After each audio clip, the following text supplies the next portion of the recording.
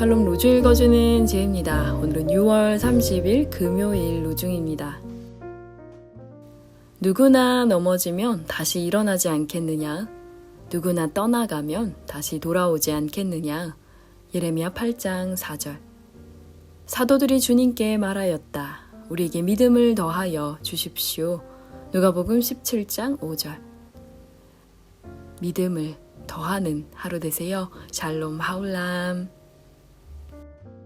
목사로 살면서 딜레마가 있습니다. 어떤 거냐면 이제 신학교에 가면 성서학을 공부할 때 성경이 말하는 대로 말해라.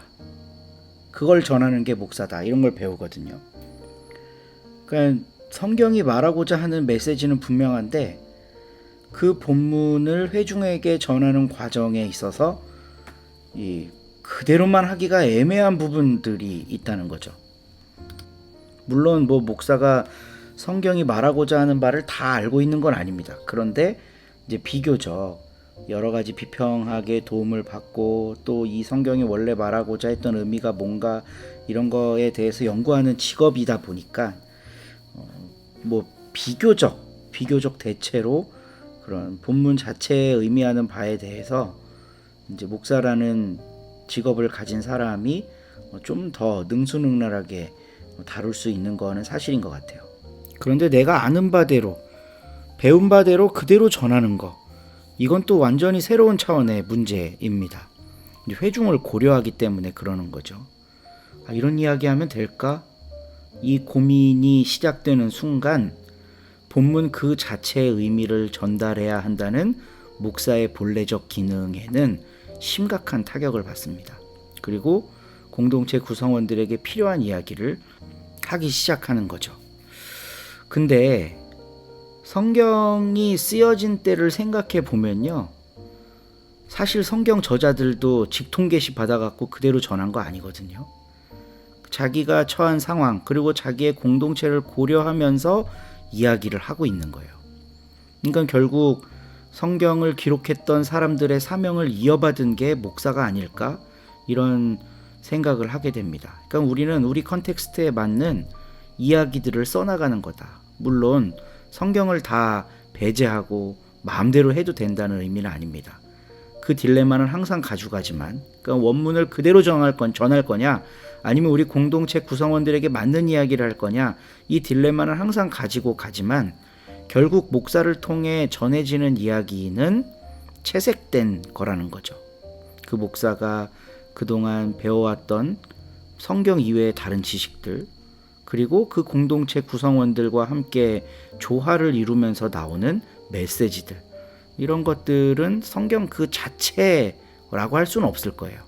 성경적 사고에 영향을 받아서 그 공동체가 어떻게 하면 더 유익할까, 어떻게 하면 더 하나님의 뜻을 잘 받들까를 고민한 그런 결과물들이 전해지게 될 겁니다.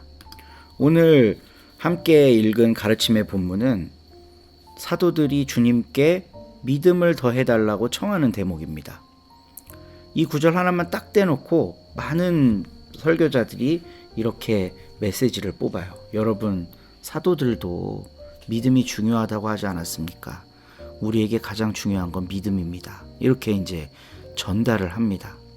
근데 이 본문을 가지고 어떻게 로중 묵상을 하면서 우리 서로님들과 이걸 나눌까 생각을 하다가, 이게 성경 그 자체가 전하라고 한 바는 아닐지 모르지만 앞뒤 맥락을 살펴본 바 이런 내용이면 괜찮겠다 싶어서 여러분과 함께 나누고자 하는 이야기가 있습니다. 서론이 엄청 길었는데요, 그만큼 이 부분에 대해 고민이 많다라고 공감해 주시면 좋겠습니다. 결론적으로 말하면 오늘 나누는 이 메시지는 성서학적으로는 맞지 않을 수 있다는 거에 대한 밑밥을 까는 겁니다. 누가복음 17장 5절은 1절과 10절 딱 중앙에 있어요. 그리고 여기에는 되게 여러 가지 이야기가 나옵니다. 1절과 2절에는 남을 걸려 넘어지게 하지 말아라, 작은 사람들 힘들게 하지 말아라, 이런 메시지가 있고, 3절 4절에는 아무리 네 공동체 형제 자매들 중에 누가 죄를 지었다고 해도 끝까지 용서해줘라, 회개한다면, 이런 내용이 있고, 그 다음에 믿음을 더해달라는 제자들의 간청이 있습니다. 그리고 6절에 겨자씨만한 믿음에 대해 이야기를 하시면서 여기 있는 뽕나무를 바다에 던져버리게 할 수도 있다, 믿음만 있으면. 그리고 나서 7절, 8절, 9절, 10절에 겸손에 대한 이야기를 또 하고 있어요. 10절밖에 안 되는 짧은 구절이지만 5개의 이야기가 들어있습니다. 그리고 그 중간에 정중앙에 제자들의 믿음을 달라는 요청이 있죠. 그래서 앞뒤를 살펴보고 이 앞뒤 내용이 결국 믿음을 이야기하고자 하시는 예수님의 뜻이 아닐까라는 생각에 다다랐습니다. 그러니까 성서학적으로는 안 맞을 수도 있어요. 계속 강조하지만 공동체에서 작은 사람들을 보호하고, 그리고 누가 어떤 잘못을 했을지라도 돌이키면 용서할 줄 알고 겸손하게 살아가는 것, 그게 바로 믿음을 구한 제자들에게 하신 예수님의 답이 아닐까 생각을 해봅니다.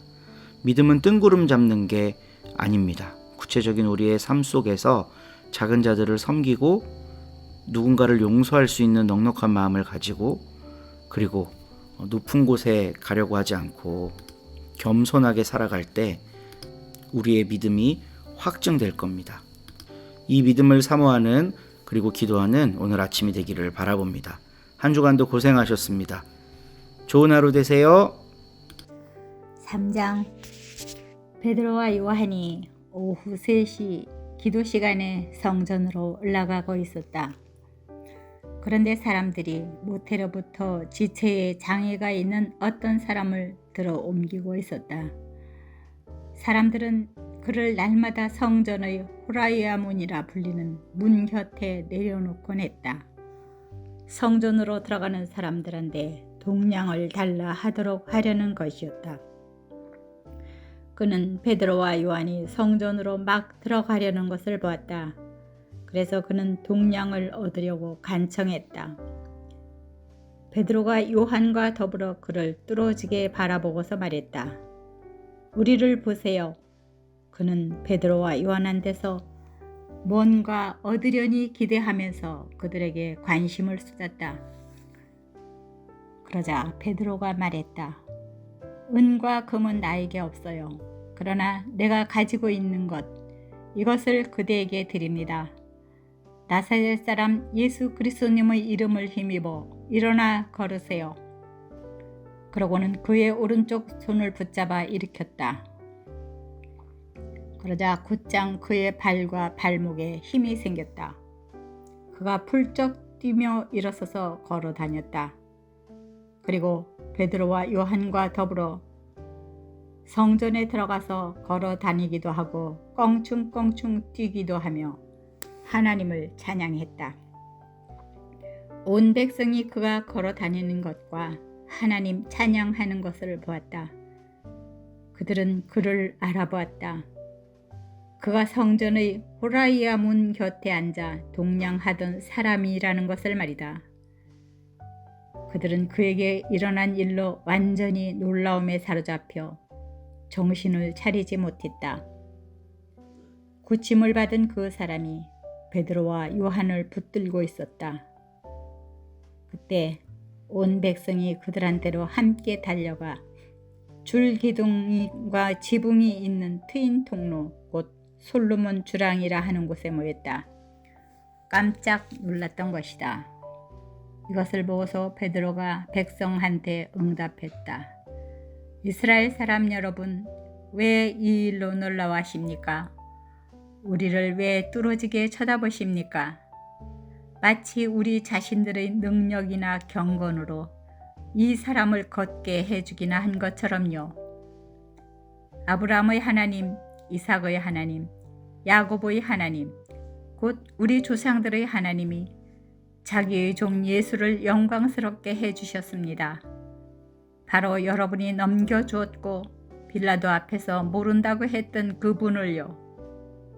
빌라도는 풀어주기로 결정했는데도 말이지요. 바로 여러분은 거룩하고 의로운 분을 모른다고 하고 살인한 사람을 여러분을 위해 그냥 풀어달라고 했던 겁니다. 생명의 창시자를 여러분이 죽였습니다. 그런데 하나님은 죽은 사람들 가운데서 일으켜 살리셨습니다. 바로 우리가 이 일의 증인들입니다. 그분의 이름을 믿은 것에 기초해서 그분의 이름이 여러분이 살펴보고 있으며 알고 있는 이 사람을 튼튼하게 해 주었습니다. 그분을 통해 생겨난 믿음이 여러분 모두가 보는 앞에서 이 사람에게 이렇게 완전한 건강을 주었습니다. 지금 형제자매 여러분, 내가 알고 있습니다. 몰라서 여러분이 그렇게 했다는 것을요. 여러분의 지도자들도 마찬가지입니다. 그런데 하나님은 모든 예언자들의 입을 통해 하나님의 그리스도가 고난을 겪을 것이라고 미리 알려주셨습니다. 그리고 그 일을 이렇게 이루셨습니다. 그러므로 회개하십시오. 그리고 돌아와서 여러분의 죄를 씻김 받으십시오. 새 기운을 얻을 때가 주님께로부터 오도록, 그리고 여러분을 위해 하나님이 미리 정해두신 그리스도 예수님을 보내주시도록 말입니다. 모든 것을 회복하시는 때까지는 하늘이 예수님을 맞아서 모셔야 합니다.